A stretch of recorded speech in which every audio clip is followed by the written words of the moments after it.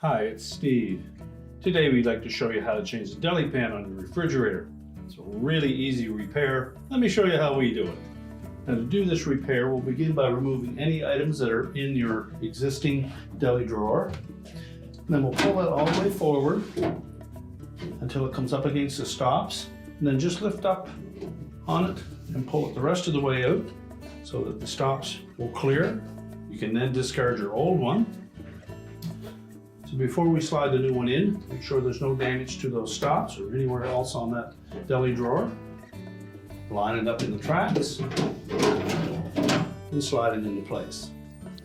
Now to prolong the life of that deli drawer, make sure that when you close it up, that you push it all the way back into the shelf so that the door doesn't contact it when you close the door.